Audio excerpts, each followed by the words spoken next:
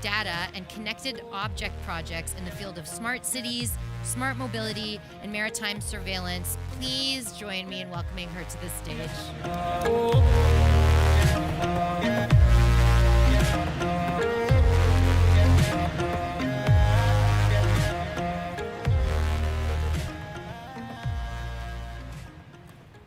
Okay.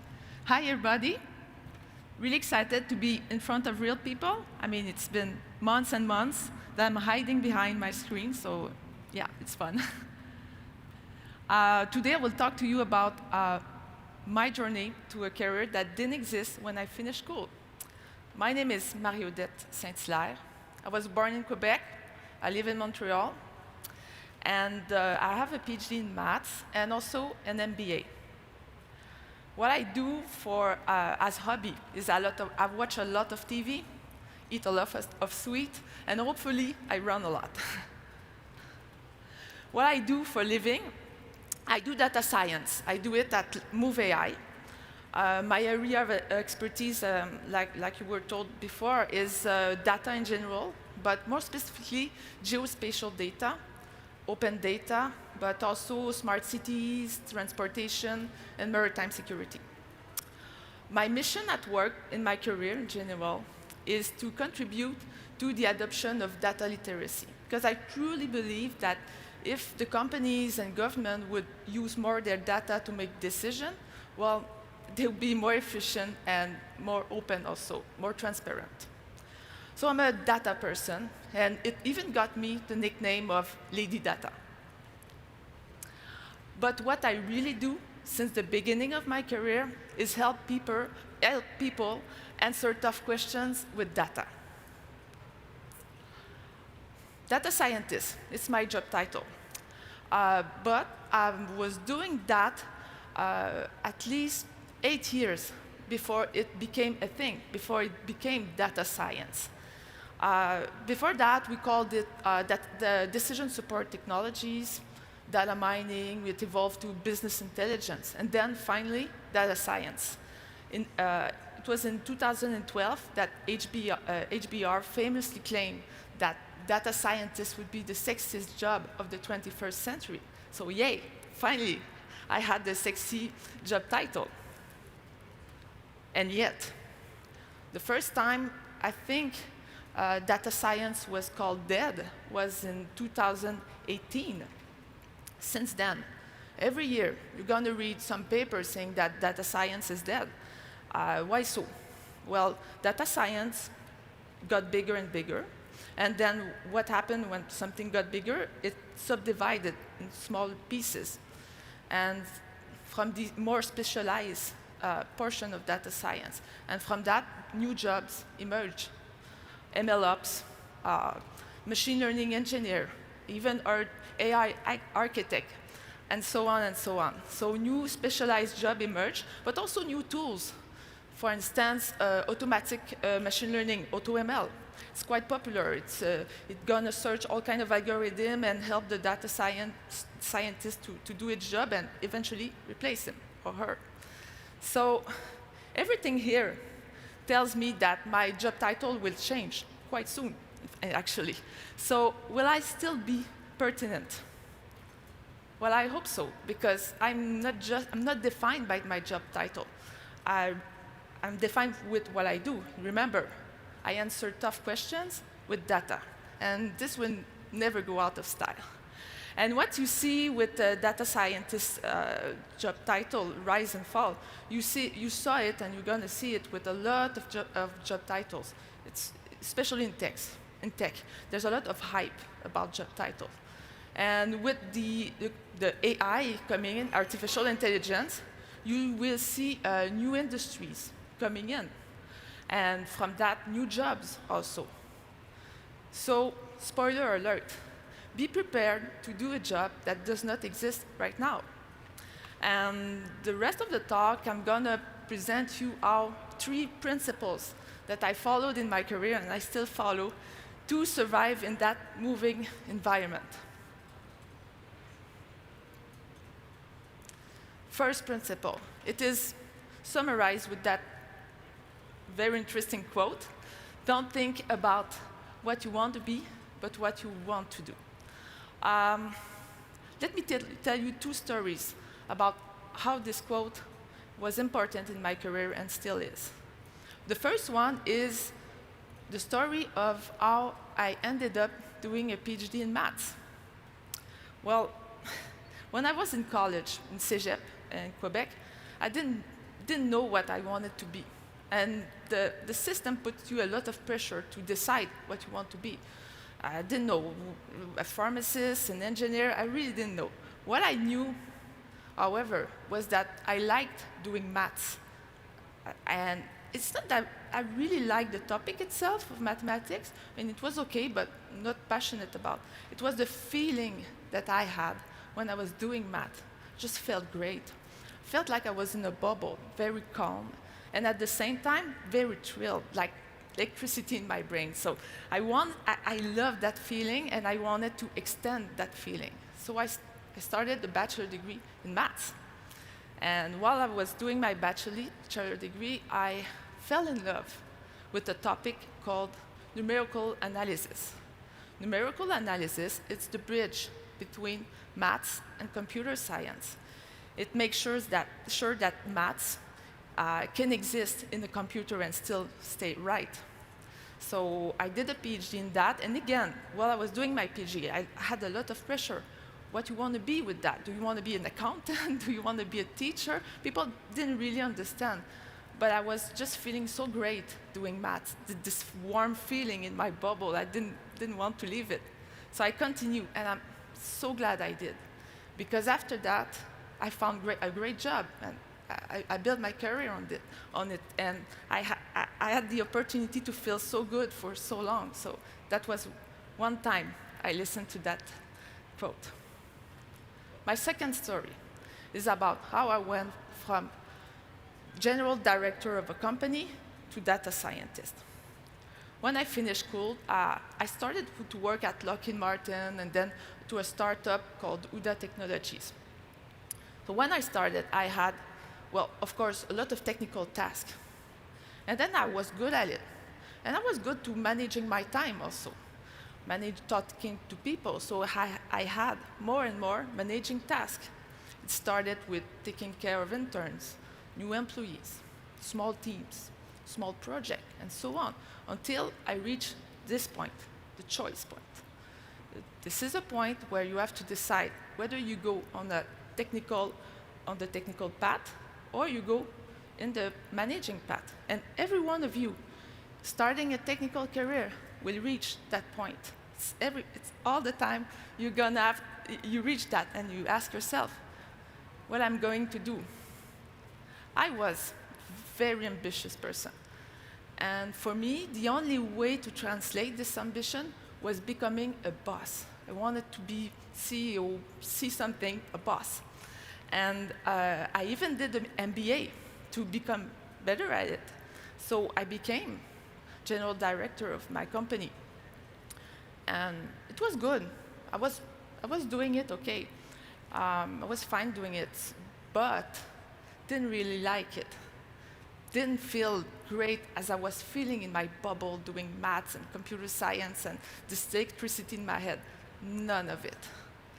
So I had to step back, and redo that choice and select the technical path.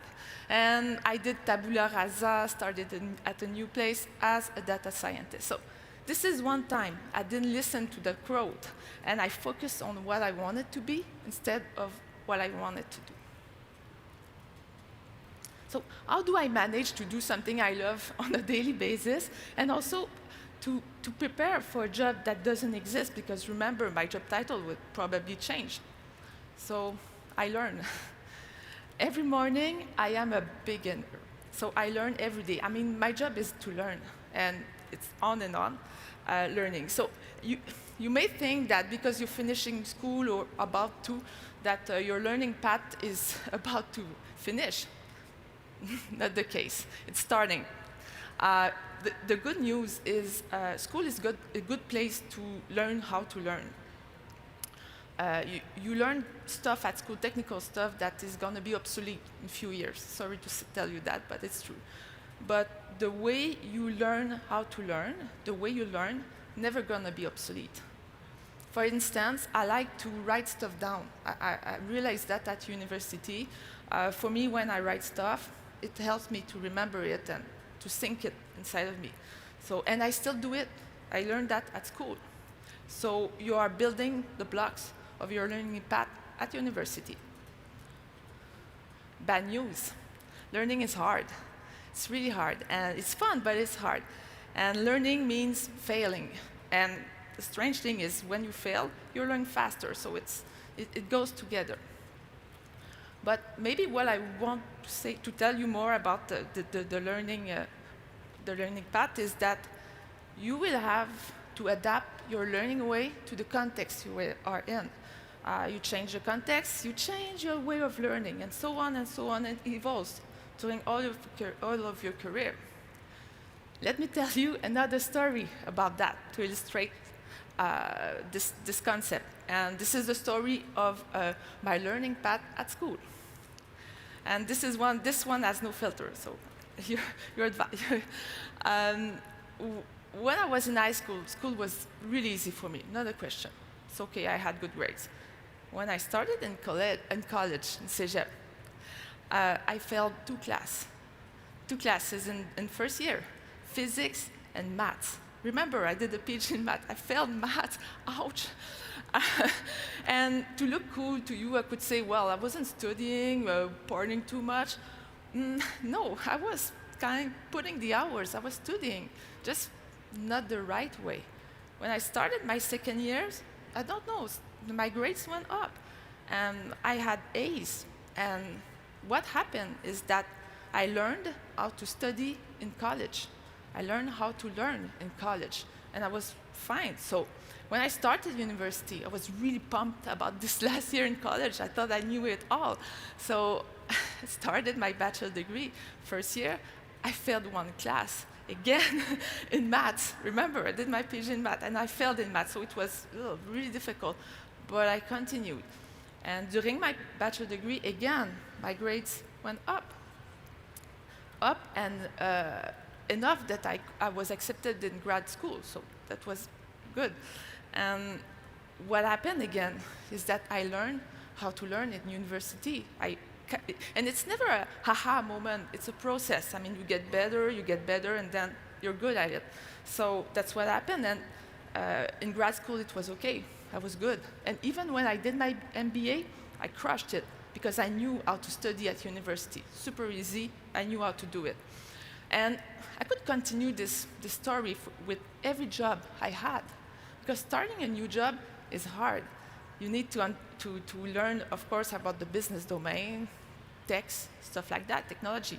But you also have to learn about the fuzzy stuff, like the unwritten rules of the company, culture, how people communicate together.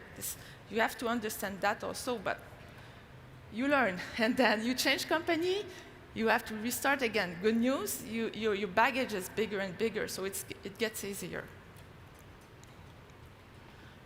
Third principle, how do you manage to survive a constant learning state as that?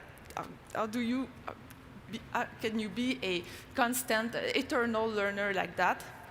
And how do you be able to evolve in that running context? Well, you make friends. You make friends at work.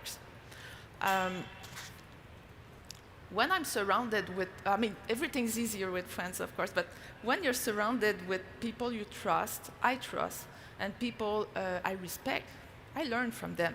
You know, the fuzzy stuff I was telling you about, the company, well, it gets to you. You're like a sponge, you're absorbing. In fact, friends at work make your learning curve steeper, so it's a good thing. And of course, on top of that, you're going to spend like 40 hours per week at your job, or working. So with friends, as I said, it's easier and it's more enjoyable. And you know, looking back in your life, 1 year back, 5 years back, 10 years, you always think about the people, the relation you had. It's true in your personal life, but it's true at work also, because people is all we got. I am an introvert. Doesn't show because I'm talking to you right now in front of people, but I am an introvert. But I'm not alone. Latest North American studies show that half of people is introvert, the other half is extrovert. In fact, it's a continuum, it's a spectrum. Most of people are somewhere in the middle, but still half and half. How do you make friends at work? How do you network when you are an introvert? Well, there's tons of books about it, go read it. But for me, I tend to realize that I was using taking profit of my introvert side to network, to make friends. For instance, I'm very more comfortable in small groups, 2, 3 person, even better one-on-one. So I use these occasions to go beyond the small talk, have more profound discussions. Also, as an introvert, well, I'm a better listener than talker. So I listen. I listen to people. I listen to their stories. I pay attention. So after years and years of trying to be more an extrovert, going to networking event and really sucking at it because I'm not comfortable, hiding in the bathroom and feeling bad, I finally realized that my way of building a network was good. It was a really good way. And looking back also at my network, I had a great network because, you know, a strong network is not based on the number of people in. It's based on the quality of the relationship in your network. So let me conclude with an equation because, hey, I'm a mathematician. To do a job that doesn't exist right now, this is something you will have to do also. It requires adaptation or flexibility, agility, whatever. This is that. You need to move with your environment. If you do nothing, if you stay still, the bus will pass and you're going to miss it.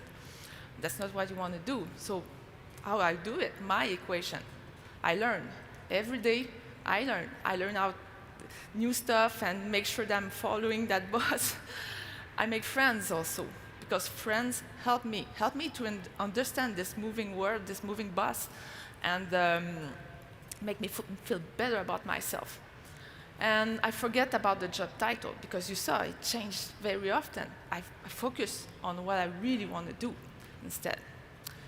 So if there is one key takeaway for you, is adaptation. And this is my equation, but you can use it. Feel free to do it, but I mean, you can also build your own. That's it. Thank you.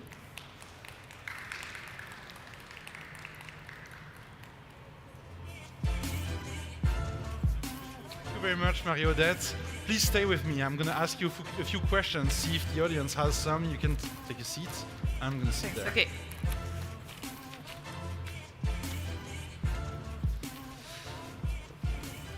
So you're a data scientist and you're an introvert. Yeah. It seems like an appropriate mix. Data science, we've heard so much about it, and we're here in Montreal, we talk about AI, and we hear about AI all the time. But I think for most people, when we talk about AI, and I was like that a few years ago, I still imagine sci-fi novels and Arthur C. Clarke and all of these things. And we both know that we are not there yet. No, hopefully.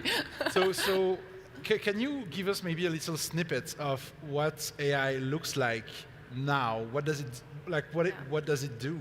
Yeah. Well, there are two big pillars, I'd say, of AI in Montreal specifically. There's the research community, which is huge. Like one of the biggest in the world is in Montreal. And you have also the industry AI, which is quite different, a little less advanced, I'd say, that what's going on in university, because you have to apply it, you have to, so I'm on this side, I'm on the industry side.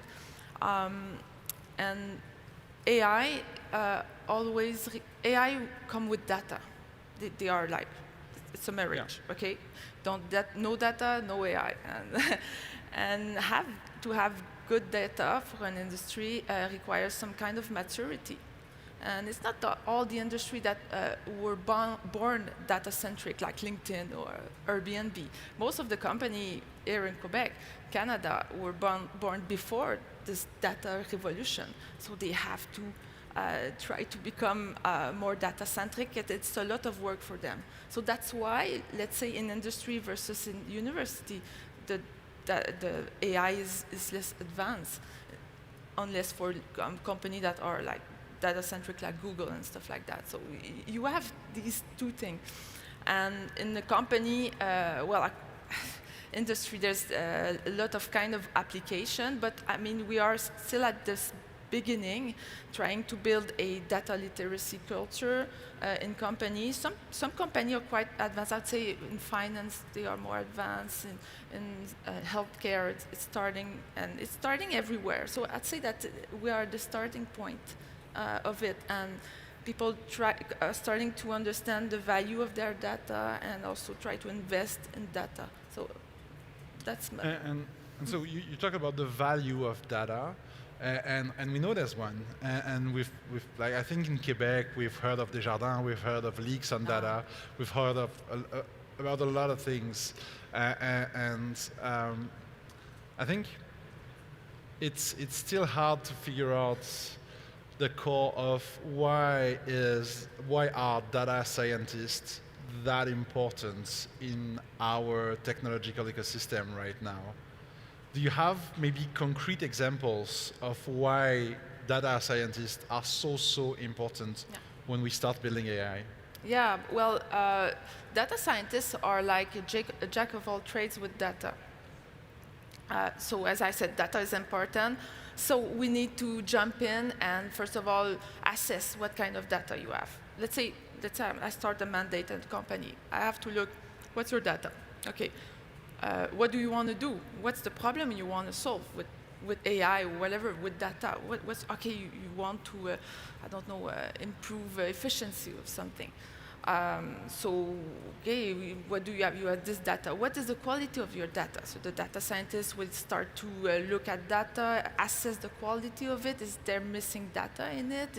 Do you have some garbage in that? So since when do you have accumulated data? So we assess the data, and then we look at the potential to predict and to solve the problem with this data. So, and then comes the algorithm. We, as data scientists, we are aware of not all, but bunch of algorithms to solve problem.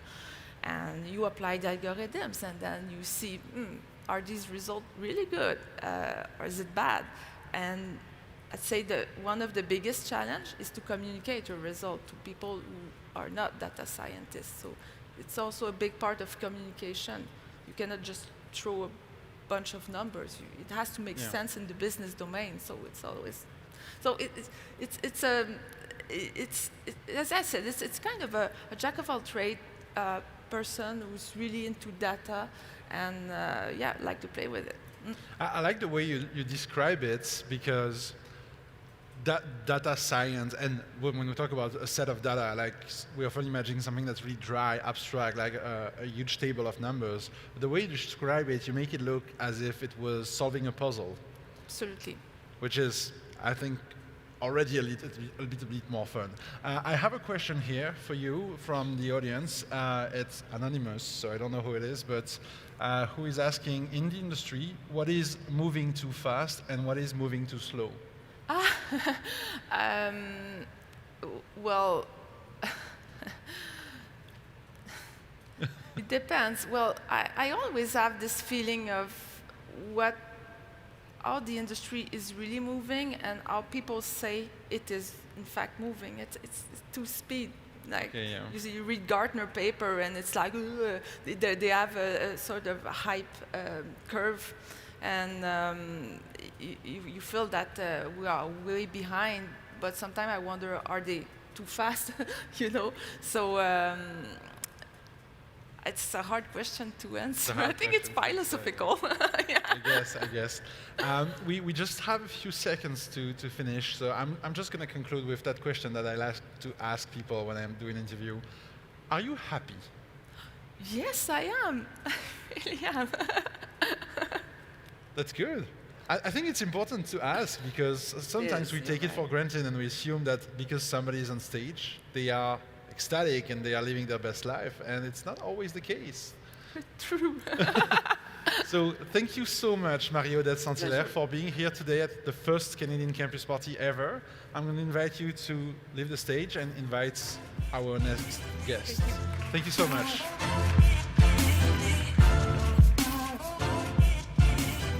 So I'm going to go